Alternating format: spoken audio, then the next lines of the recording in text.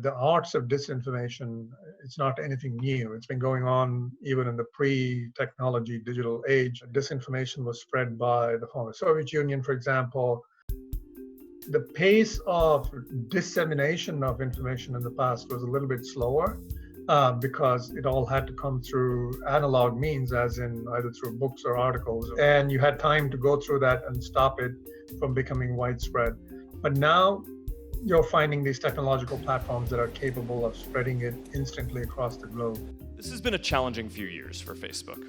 I recognize that we play an important role in society and have unique responsibilities because of that. The difficulty with having a very tight definition of disinformation is it's not a black or white.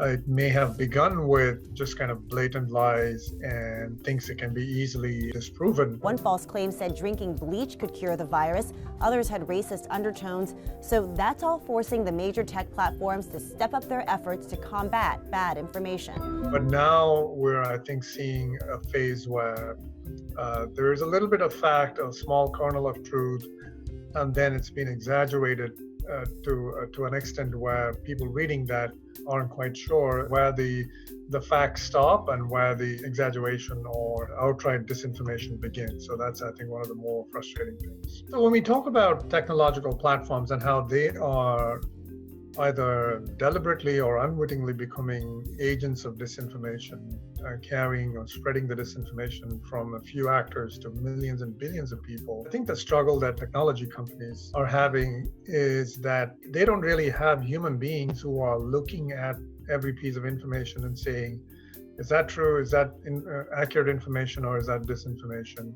But what they since have, I mean, if you take a platform like Google or Facebook or Twitter or any of these major platforms, they have algorithms and software that's looking across the platform, looking at millions and millions of posts on an hourly basis to find if something can fall under that umbrella of disinformation. And then that is becoming harder from what I gather from companies, because the software is not as sensitive and as capable of understanding and finding nuance like a real human being would. Despite all of your technological expertise, Russia and Iran are at it again for the upcoming election. And many of these companies are reluctant to outright ban certain groups of people or certain sort of media outlets, because that then infringes on freedom of speech. So they are trying to find a specific piece of information that is bad and take it down while trying to keep these groups online.